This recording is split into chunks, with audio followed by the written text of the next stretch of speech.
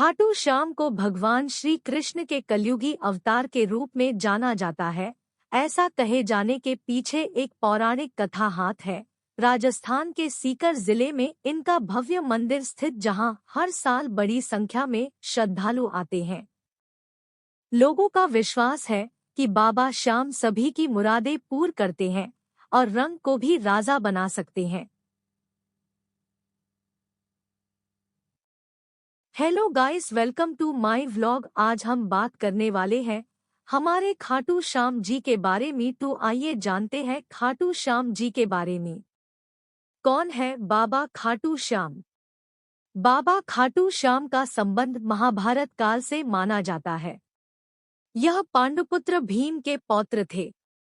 ऐसी कथा है कि खाटू श्याम की अपार शक्ति और क्षमता से प्रभावित होकर श्री कृष्ण ने इन्हें कलयुग में अपने नाम से पूजे जाने का वरदान दिया। खाटू श्याम की कथा।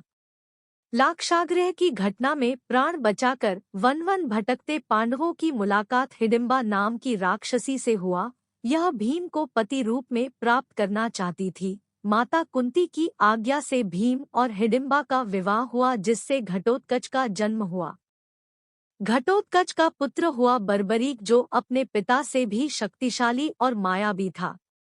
बर्बरीक देवी का उपासक था। देवी के वरदान से उसे 3 दिव्य बाण प्राप्त हुए थे, जो अपने लक्ष्य को भेद कर वापस लौट आते थे। इनकी वजह से बर्बरीक अजेय हो गया था। महाभारत के युद्ध के दौरान बर्बरीक युद्ध देखने के इरादे से कुरुक्षेत्र आ रहा था।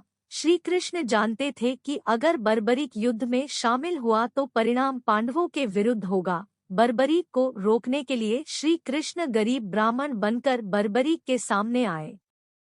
अनजान बनते हुए श्री कृष्ण ने बर्बरीक से पूछ कि तुम कौन हो और कुरुक्षेत्र क्यों जा रहे हो। जवाब में बर्बरीक ने बताया कि वह एक दानी योद्धा है, जो अपने एक बाण से ही महाभारत युद्ध का निर्णय कर सकता है।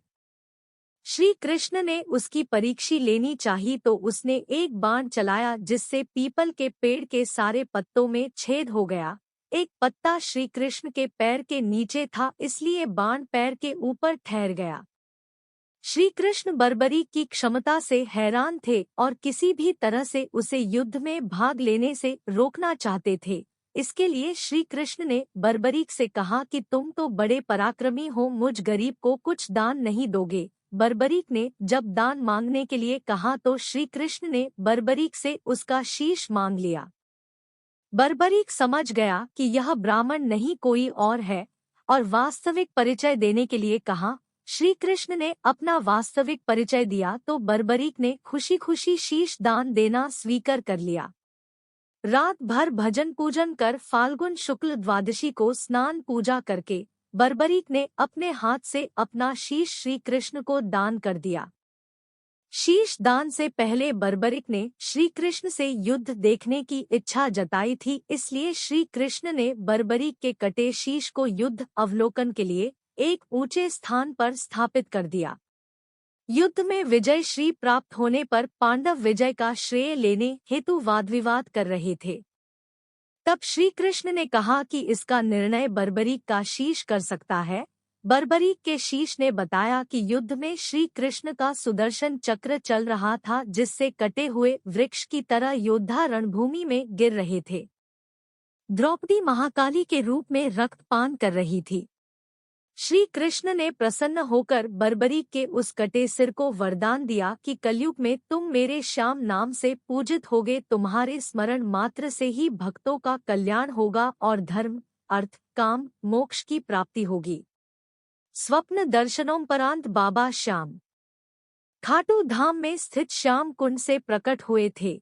श्री कृष्ण विराट शालिग्राम रूप में संवत 1777 से खाटू श्याम जी के मंदिर में स्थित होकर भक्तों की मनोकामनाएं पूर्ण कर रहे हैं।